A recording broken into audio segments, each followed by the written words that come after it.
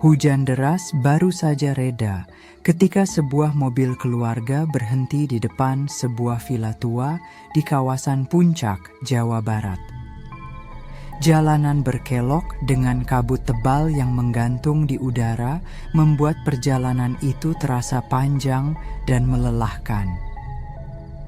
Di dalam mobil, keluarga kecil yang terdiri dari ayah, ibu, 2 anak, dan seorang nenek itu menghela napas lega. Mereka akhirnya tiba di tempat yang sudah disewa untuk liburan akhir pekan. Villa itu tampak megah dari kejauhan dengan dinding batu alam dan atap genteng bergaya Belanda.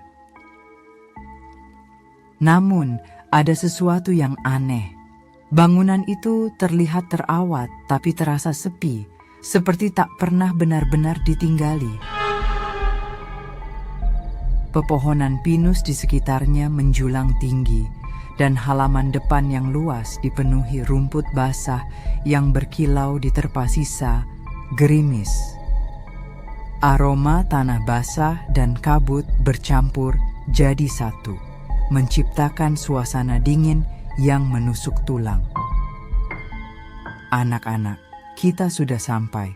Cepat turun," kata sang ayah sambil mematikan mesin mobil. Suaranya terdengar datar, lelah setelah mengemudi berjam-jam. 2 anak mereka, Rina yang berusia 9 tahun dan Dani yang berusia 6 tahun, dengan semangat turun dari mobil, meski udara dingin membuat mereka menggigil.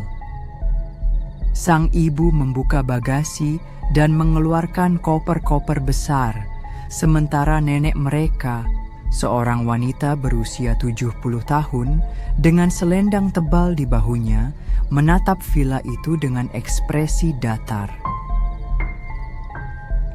Dari luar, villa itu tampak menawan.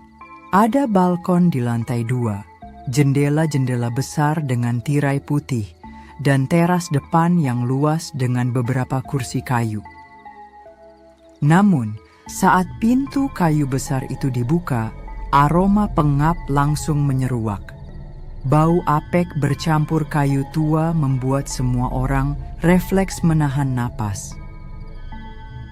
"Wajarlah ya, mungkin udah lama nggak ditempati," kata sang ibu, mencoba menghibur diri sambil menyalakan lampu ruang tamu. Lampu itu berpendar kekuningan, redup, dan menambah kesan tua pada rumah besar itu. Ruang tamu villa itu luas.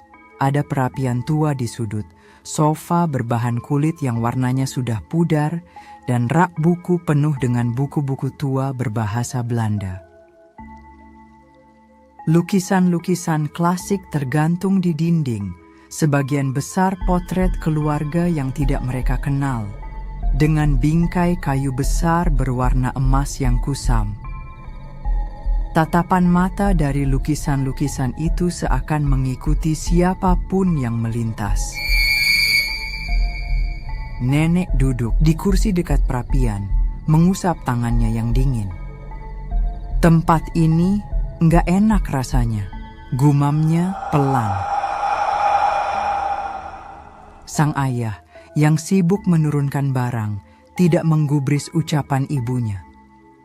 "Ah, Bu, jangan ngomong gitu. Ini cuma rumah tua, itu saja. Besok-besok juga terbiasa." Namun, Rina, anak sulung mereka, tampak tidak nyaman. Sejak memasuki villa itu, dia merasa ada yang memperhatikan dari ujung ruangan. Saat dia menoleh, dia sempat melihat bayangan seseorang di balik tirai jendela lantai 2. Tapi ketika dia berkedip, bayangan itu lenyap. "Bu, tadi ada orang di atas," bisiknya pada ibunya. Sang ibu hanya tersenyum, berusaha menenangkan. "Mungkin bayangan pohon, sayang. Udah malam, capek ya kan?" Mereka mulai membereskan koper dan memilih kamar masing-masing. Villa itu memiliki 4 kamar tidur. Sang ayah dan ibu mengambil kamar terbesar di lantai 2. Rina dan Dani berbagi kamar di sebelahnya, sementara nenek tidur di kamar lantai bawah. Malam itu, setelah makan malam sederhana dengan bekal yang mereka bawa, semua orang merasa kelelahan. Namun, ketenangan itu tak berlangsung lama. Sekitar tengah malam, Rina terbangun karena mendengar suara langkah kaki di koridor lantai 2. Langkah itu pelan, berderit mengikuti ritme lantai kayu tua. Dia mengira ayah atau ibunya yang ke kamar mandi, tapi suara itu terasa aneh. Langkahnya seperti orang yang menyeret kaki, lambat dan berat. Dengan rasa penasaran bercampur takut, Rina memberanikan diri membuka pintu kamar. Koridor itu gelap, hanya diterangi cahaya bulan dari jendela ujung lorong. Tidak ada siapa-siapa. Namun, bau melati tercium samar, bercampur aroma tanah basah. Rina menggigil dan segera menutup pintu kembali, menyelimuti tubuhnya sampai kepala. Di lantai bawah, nenek juga tidak bisa tidur. Ia merasa ada seseorang berdiri di sudut kamarnya. Dengan mata setengah terbuka, dia melihat bayangan tinggi kurus berdiri memandangi ranjangnya. Namun nenek itu tidak panik. Sebaliknya, ia meraih tasbihnya dan mulai melafalkan doa-doa pelan. Bayangan itu perlahan memudar, meninggalkan aroma melati yang kuat. Keesokan paginya, suasana terasa lebih normal. Matahari pagi menembus kabut, membuat villa itu tampak hangat dan indah. Namun, bagi mereka yang mengalami kejadian malam itu, ada perasaan tidak tenang yang sulit dijelaskan. Sang ayah mengajak keluarga jalan-jalan ke kebun teh di dekat villa. Mereka tertawa dan berfoto, mencoba menikmati liburan. Tapi ketika kembali sore harinya, suasana mencekam kembali terasa. Saat matahari mulai tenggelam, kabut turun lebih tebal dari biasanya. Villa itu kembali terbungkus suasana dingin dan suram. Kali ini, Dani yang melihat sesuatu. Anak kecil itu sedang bermain mobil-mobilan di ruang tamu ketika ia melihat sosok perempuan berbaju putih panjang di balkon lantai 2. Wajahnya pucat, rambutnya panjang menutupi wajah, dan ia hanya berdiri diam menatap ke bawah. "Rin, siapa itu di balkon?" tanya Dani polos. Rina menoleh ke arah balkon, namun tidak melihat apa-apa. "Nggak ada siapa-siapa, Dan." Namun, Dani bersikeras. "Ada kakak, rambutnya panjang, dia lihat kita." Sore itu, Rina memilih tidak mengomentari lebih lanjut. Tapi malamnya, teror kembali berlanjut. Sekitar pukul 2 dini hari, Rina terbangun oleh suara tangisan bayi. Tangisan itu lirih tapi jelas, datang dari luar kamar. Dia sempat berpikir itu Dani, tapi ketika ia menoleh, adiknya tidur pulas di sampingnya. Rina menutup telinganya dengan bantal, tapi tangisan itu tidak berhenti. Justru semakin dekat, seolah ada bayi yang sedang digendong berjalan melewati koridor. Di kamar bawah, nenek kembali merasa ada yang memperhatikannya.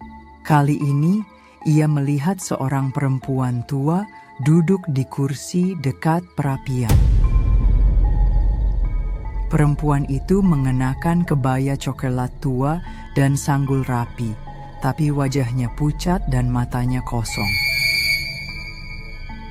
Ia duduk diam, menatap nenek dengan tatapan dalam.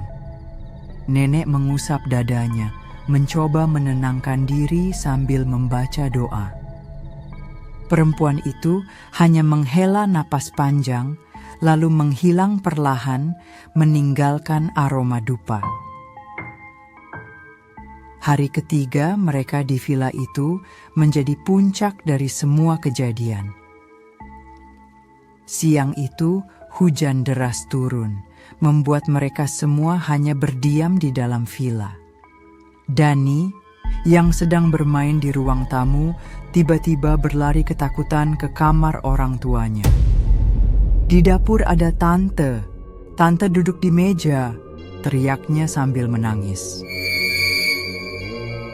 Ayahnya segera menuju dapur, namun tidak ada siapa-siapa. Sore itu, listrik sempat padam karena badai. Villa tua itu semakin mencekam dalam gelap. Mereka menyalakan lilin di ruang tamu dan berkumpul bersama. Saat itulah Rina melihat sesuatu di tangga. Sosok perempuan berbaju putih, rambut panjang menutupi wajah, berdiri diam di tangga dengan kepala sedikit miring. Wajahnya pucat dan bibirnya tersenyum samar. Rina memegang tangan ibunya erat. "Bu, itu siapa?" bisiknya.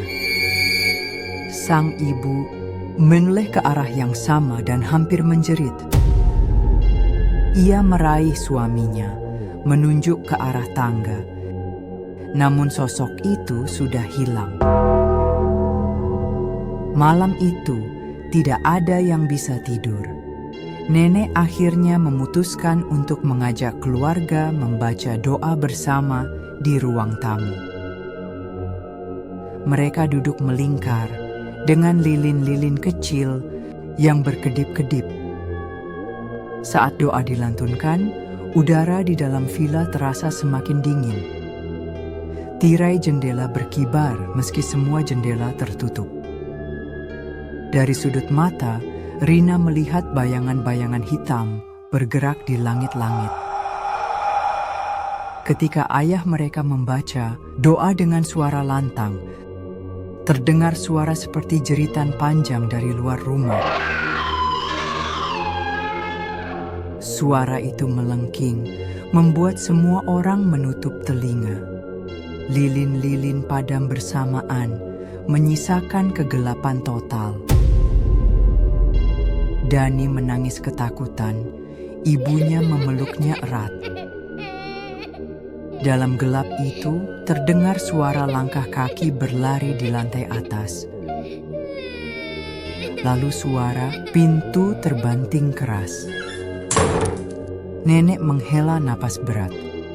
Tempat ini bukan untuk kita. Kita harus pergi besok pagi, katanya dengan suara bergetar. Pagi berikutnya, mereka berkemas dengan tergesa. Mata semua orang merah karena tidak tidur semalaman. Sang ayah mengembalikan kunci villa ke penjaga gerbang dan dengan hati-hati bertanya, "Pak, sebenarnya ada apa dengan villa ini?" Penjaga gerbang itu menatap mereka dengan ekspresi sedih. "Kalian nginep di villa itu ya? Dulu villa itu punya keluarga Belanda zaman dulu. Katanya dulu banyak pekerja pribumi meninggal di sana karena diperlakukan kejam. Ada juga cerita perempuan majikan yang bunuh diri di pohon belakang villa. Sejak itu, banyak yang enggak betah nginep di situ. Saya sudah bilang sama pemiliknya buat jangan disewain lagi, tapi..." Pria itu menghela napas. Sang ayah terdiam. Semua cerita itu terasa masuk akal setelah apa yang mereka alami. Mereka meninggalkan villa itu tanpa menoleh ke belakang. Namun, Sepanjang perjalanan pulang, perasaan tidak enak itu belum hilang. Seolah ada sesuatu yang mengikuti mereka dari kejauhan. Malamnya, di rumah mereka sendiri, Rina kembali mendengar suara tangisan bayi. Kali ini dari luar jendela kamarnya. Ketika ia memberanikan diri menoleh, ia melihat bayangan perempuan berbaju putih berdiri di bawah pohon depan rumah.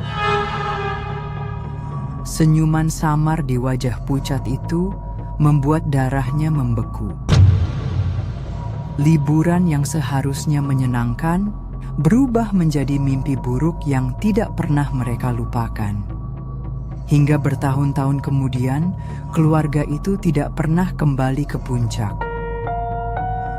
Villa tua itu masih berdiri di sana, kabarnya sekarang sudah kosong dan tidak lagi disewakan. Namun, warga sekitar tahu penunggunya tidak pernah pergi.